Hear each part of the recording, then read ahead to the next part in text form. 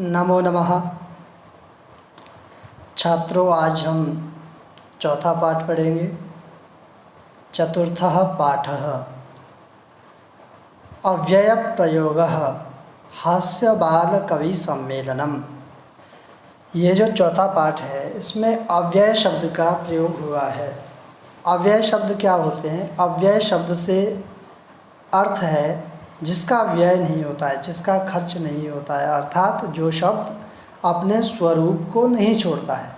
जो जैसे अधः है, ऊपरी है, यदा है, तदा है, ये शब्द कभी भी अपने स्वरूप को नहीं छोड़ते हैं, मतलब इसमें चेंजेस नहीं आते हैं। ऐसे शब्द अव्यय कहलाते हैं। ऐसे शब्दों का यूज़ इस चैप्टर में हुआ है। हास्य बाल कवि सम्मेलनम। हास्य मतलब हंसने वाली या कॉमेडी। बाल कवि ऐसे कवि जो अभी बच्चे हैं पर कविता लिखते हैं, सुनाते हैं। सम्मेलनम कॉन्फ्रेंस, उनका मिलन हो रहा है, सम्मेलन हो रहा है, एक प्रकार की गोष्ठी हो रही है, संगोष्ठी हो रही है।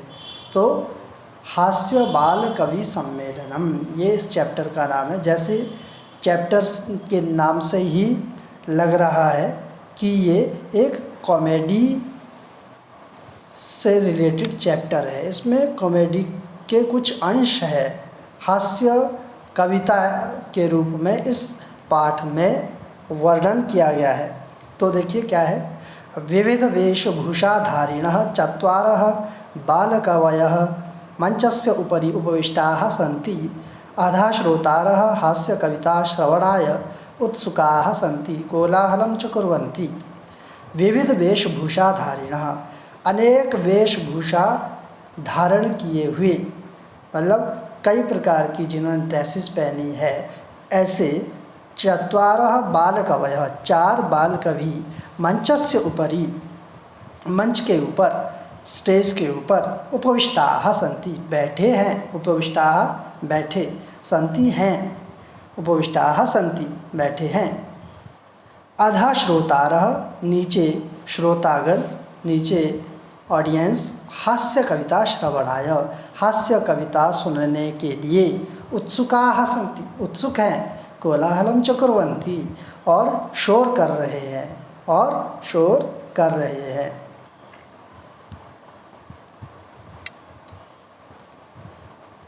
नेक्स्ट देखिए शब्दार्थ इससे रिलेटेड। विविध वेशभूषाधारिणः, अनेक वेशभूषा धारण करने वाले, उपविष्टाः, यहाँ पर उपाविष्टा है, उपाविष्टा नहीं है, उपविष्टा है, बैठे। अधः नीचे, श्रोतारः सुनने वाले, कोलाहलम शोर, कुर्वन्ति करते हैं, शोर करते हैं। वही है जो अर्थ मैं बता चुका हूँ आपको, उसी को मैंने आपकी सुविधा के लिए यहाँ लिखा है। अर्थ अनेक प्रकार की वेशभूषा को धारण किए हुए चार बाल कवि मंच पर बैठे हुए हैं। नीचे श्रोता जन हास्य कविताएं सुनने के लिए उत्सुक हैं तथा शोर करते हैं। अब यहाँ पर एक चित्र है। चित्र में देखिए चार बाल कवि बैठे हैं और एक संचालक महोदय मंच का संचालन कर रहे हैं, एंकरिंग कर रहे हैं, ठीक है। और नीचे ऑडियंस बैठी है। आगे देखिए क्या होता है। संचालकः अलम कोलाहलेन, संचालक कहते हैं, एंकर कहते हैं, अलम कोलाहलेन, शोर मत कीजिए, शोर मत करो। अद्य परम हर्षस्य अवसरः, आज बड़े हर्ष का अवसर है, आज बहुत बड़ी खुशी का अवसर है, मौका है। यत् कि अस्मिन् कवि सम्मेलने, इस कवि सम्मेलन में, काव्यहंतारः, काव्यों को नष्ट करने वाले, कालयापकाश्च, और समय को बर्बाद करने वाले, भारतस्य, भारत के, हास्य कवि धुरंधराः, हास्य कवि धुरंधर, समागताः सन्ति, आए हैं, मतलब वो कटाक्ष के रूप में कह रहे हैं संचालक महोदय कि इस कवि सम्मेलन में ऐसे कवि आए हैं जो काव्यों को का नाश करते हैं और समय को बर्बाद करते हैं। ऐसे भारत के हास्य कवि कवियों में जो धुरंधर हैं वो आए हैं। यही आइए करतल ध्वनि ना, करतल ध्वनि ना, कर होता है हाथ, तल हथेली, करतल मतलब तालियों से, करतल ध्वनि ना मतलब तालियों की आवाज़ से, गड़गड़ाहट से।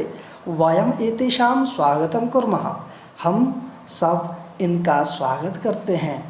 गजाधर, गजाधर जो कवि है उन 4 कवियों में से एक है गजाधर, उसका नाम है। सर्वेभ्यो रसिकेभ्यो नमो नमः, वो कहता है कि सभी नीरस लोगों के लिए प्रणाम, सभी नीरस लोगों के लिए प्रणाम। प्रथमम तावत अहम आधुनिकम वैद्यम, पहले मैं आधुनिकम वैद्यम, आधुनिक वैद्य को, आधुनिक वैद्य को, यहाँ पर शब्दार्थ दिए हैं। अलम मत करो, कोलाहलेन शोर, परम अत्यधिक, अहंतारः नाश करने वाले, डेस्ट्रॉयर्स, यापकाः बिताने वाले, धुरंधराः अग्रणी श्रेष्ठ प्रोमिनेंट, एहि आओ, करतल ध्वनिना तालियों से, विद क्लैपिंग, समागताः आए हैं। नेक्स्ट देखिए सरलार्थ इसी का जो मैंने आपको बता दिया है वही है ये आपकी सुविधा के लिए मैंने यहाँ लिखा है। उद्देश्य स्वकीयम काव्यम श्रावयामि, क्या था पहले, आधुनिकम वैद्यम उद्देश्य, जो मॉडर्न डॉक्टर्स हैं उनको उद्देश्य करके, स्वकीयम काव्यम अपनी कविता को, श्रावयामि सुनाता हूँ। वैद्यराज नमस्तुभ्यं यमराज सहोदर, यमस्तु हरति प्राणान् वैद्यः प्राणान् धनानि च। हे वैद्यराज, हे डॉक्टर, नमस्तुभ्यं यमराज सहोदर, तुम्हारे लिए नमस्कार है जो यमराज के भाई। उसको डॉक्टर को क्या संज्ञा दे कि तुम यमराज के भाई हो और तुम्हारे लिए नमस्कार। यमस्तु हरति प्राणान, जो यमराज होता है वो तो प्राणों को हरता है, वैद्य प्राणान धनानि च, परंतु जो डॉक्टर होता है, वैद्य होता है, वो धन को भी हरता है और प्राणों को भी हरता है। सर्वे उच्चैः हसन्ति, सभी लोग ऊंची आवाज़ में हंसते हैं। कालांतक, कालांतक, अरे अरे, कालांतक मीन्स जो एक प्रकार से यमराज, ठीक है, काल का अंत। वैद्यास्तु सर्वत्र, डॉक्टर तो हर जगह है, परंतु नाते मादृशाः, परंतु वो मेरे जैसे नहीं है। कुशलाः, कुशल नहीं है किसमें, जनसंख्या निवारणे, पॉपुलेशन को कम करने में, घटाने में। यमराज ऐसा कहता है। ममापि काव्य, यमराज, ठीक है, यमराज ही जनसंख्या को कंट्रोल करते हैं ना, परंतु यहाँ पर ये कालांतक नाम का एक कवि भी है। ममापि काव्यम इदम शृण्वन्तु भवन्तः, मेरा भी यह काव्य सुनिए आप लोग, शृण्वन्तु सुनिए, भवन्तः आप लोग। चितां प्रज्वलितां दृष्ट्वा वैद्यो विस्मयमागतः, नाहं गतो न मे भ्राता कस्येदं हस्तलाघवम्। चितां प्रज्वलितां दृष्ट्वा, चितां प्रज्वलितां दृष्ट्वा वैद्यो विस्मयमागतः, चिता प्रज्वलितां, चिता को जलती हुई देखकर वैद्यो विस्मयमागतः, डॉक्टर हैरान हो गया, विस्मयमागतः हैरान हो गया। ना हम गतो, ना तो मैं गया, ना मैं भ्राता, ना मेरा भाई गया।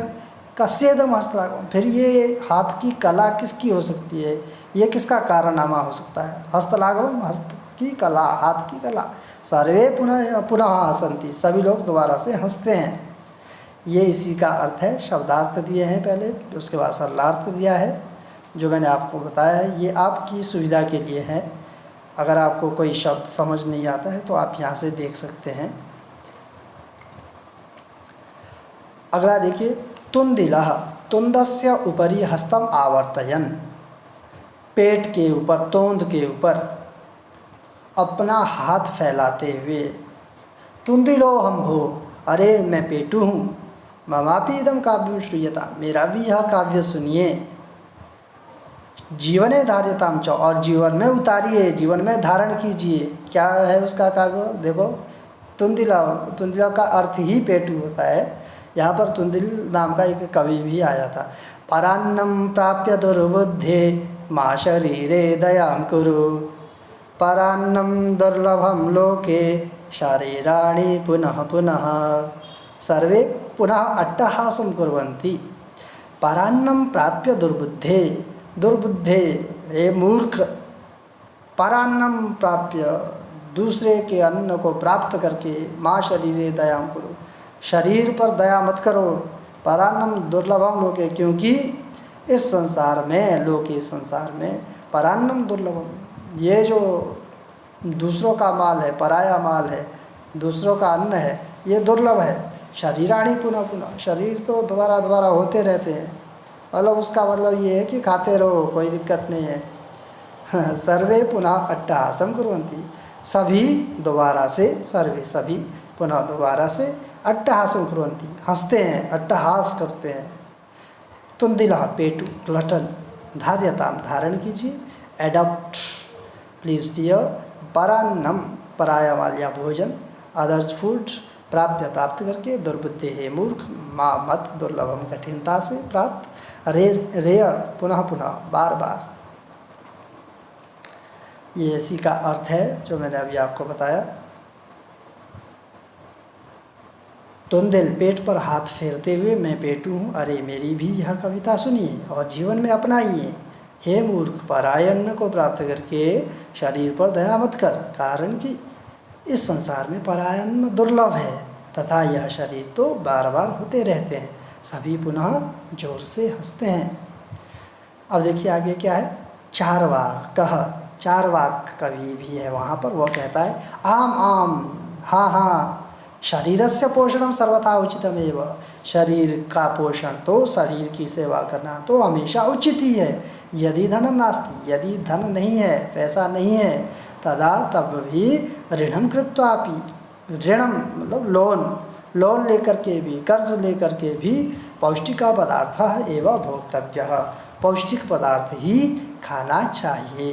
तथा कथयति चारवाक कवि, फिर कहता है वो चारवाक कवि क्या कहता है, यावत् जीवेत सुखम जीवेत ऋणम कृत्वा घृतम पिबेत। यावत् जब तक जीवेत जियो, सुखम जीवेत सुखपूर्वक जिए, जब तक जिए तब तक सुखपूर्वक जिए। ऋणम कृत्वा घृतम पिबेत, अगर ऋण भी लेना पड़े, कर्ज भी करना पड़े, तब भी घी पीजिए। और श्रोतारः, फिर श्रोतागण पूछते हैं कि क्या पूछते हैं, तर्हि ऋणस्य प्रत्यर्पणम कथम, तो ऋण का, कर्ज का प्रत्यर्पणम कथम, प्रत्यर्पण कैसे, मतलब हम लोन तो ले लेंगे परंतु उसको लौटाएंगे कैसे, उसको चुकाएंगे कैसे। चारवाक बोलता है, श्रूयताम मम अवशिष्टम काव्यम, श्रूयताम सुनिए, मम मेरा, अवशिष्टम काव्यम बचा हुआ काव्य सुनिए। घृतम पीत्वा श्रमं कृत्वा ऋणम प्रत्यर्पये जनः, घी को पीकर, घृतम पीत्वा घी को पीकर, श्रमं कृत्वा मेहनत करके, ऋणम कर्ज को, प्रत्यर्पयेत जनः आदमी वापस लौटाए, मतलब घी पी करके ताकत लाइए, मेहनत करिए और उसके बाद कर्ज वापस कीजिए। काव्य पाठ श्रवणेन प्रेरितः एकः बालकोऽपि आशु कवितां रचयति हासपूर्वकं च श्रावयति।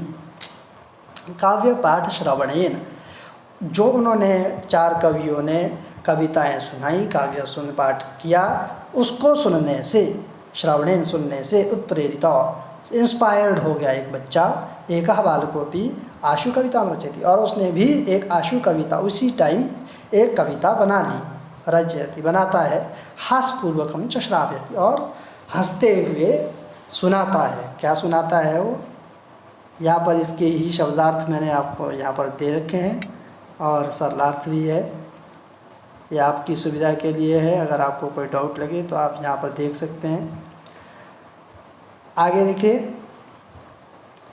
बालकः, बालक वो जो बच्चा सुनाता है, क्या सुनाता है वो, श्रूयताम श्रूयताम भो ममापि काव्यम, श्रूयताम सुनिए, श्रूयताम सुनिए, भो अरे सुनिए सुनिए, ममापि काव्यम मेरा भी काव्य सुनिए।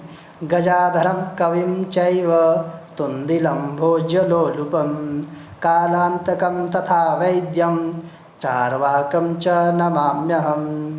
मतलब गजाधरम कविम चैव, गजाधर कवि को और तुंदिलम भोज्यलोलुपम, जो ये तुंदिल है, पेटू है, अन्न का लालची है, भोज्यलोलुप है, अन्न का लालची, उसको कालांतकम और कालांतक को, मृत्यु को, और वैद्यम डॉक्टर को, चारवाकम च और चारवाक को, नमाम्यहम, नमामि प्लस अहम, अहम नमामि, मैं नमस्कार करता हूँ, मैं प्रणाम करता हूँ।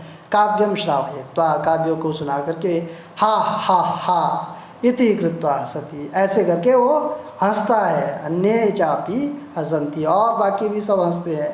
सर्वे गृहं गच्छन्ति, सभी लोग घर को जाते हैं। तो इस प्रकार से ये चैप्टर हमारा ख़त्म हुआ। मेरा नाम हेमचंद शर्मा है, आप सभी जानते ही हैं। मैं आप लोगों के लिए वीडियो लेसन्स बनाता रहता हूँ, तो आपको इसी तरह से लेसन्स मिलते रहे, इसके लिए आप चैनल को लाइक कीजिए, शेयर कीजिए, सब्सक्राइब कीजिए। थैंक यू, धन्यवाद।